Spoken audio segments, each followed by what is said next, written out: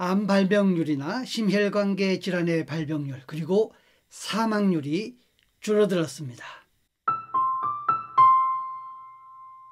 여러분 안녕하세요. 해부학TV의 김영태입니다. 오늘은 올 9월에 나왔던 논문 하나를 소개하려고 합니다. 오늘 소개할 논문은 하루 걸음수와 암 그리고 심혈관계 질환 발병률 그리고 사망률에 대해서 연구한 논문입니다. 그러니까 하루에 걷는 걸음수와 이런 질병의 발병률 또 사망률 이런 것들을 비교한 그런 논문입니다. 자, 이 논문은 영국 연구자들이 한 것이고요. 영국에 있는 바이오뱅크, 그러니까 우리말로 하면 생체자원은행 이 정도 되겠죠. 생체자원은행 데이터를 이용했습니다. 이 데이터는 2013년부터 15년 그러니까 3년 동안 모아진 데이터를 사용했고요. 총 78,500명을 대상으로 하였습니다. 평균 연령은 61세입니다. 그러니까 40세부터 79세까지 연령층의 데이터를 이용한 것입니다. 그리고 7년 동안 추적 관찰해서 2021년 10월까지 모아진 데이터를 분석한 것입니다. 분당 40걸음 미만을 자연스러운 걸음이라고 했고요. 40걸음 이상을 의도적인 걸음, 우리 표현으로 하면 느린 걸음, 빠른 걸음 이렇게 할 것 같은데 그들은 연구 논문에서 자연스러운 걸음하고 의도적인 걸음 이런 식으로 구분해 놓았습니다. 제가 직역을 하면 그렇다는 것입니다. 7년 동안 이렇게 추적 관찰을 했는데요. 7년 동안의 총 사망자가 2,179명이었습니다. 암으로 죽은 사람과 또 심혈관계 질환으로 죽은 사람들을 이제 비교한다고 했기 때문에 한번 그 데이터를 보시면 암 사망자는 1,325명입니다.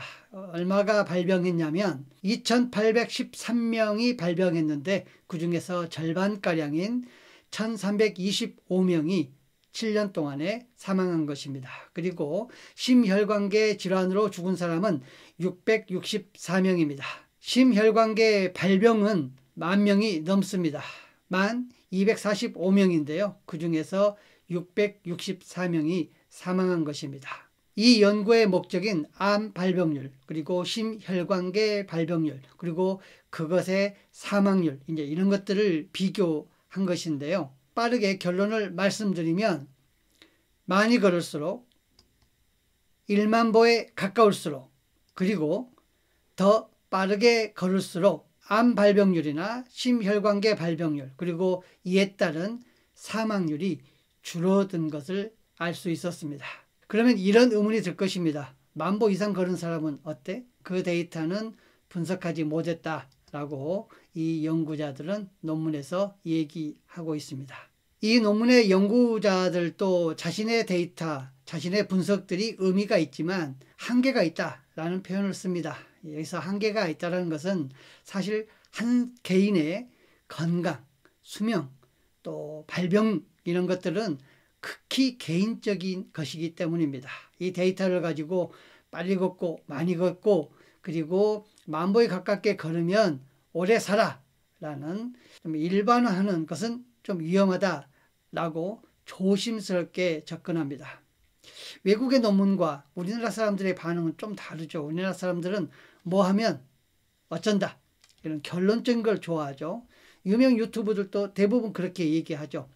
뭐 하면 뭐가 좋다. 뭐 하면 오래 산다.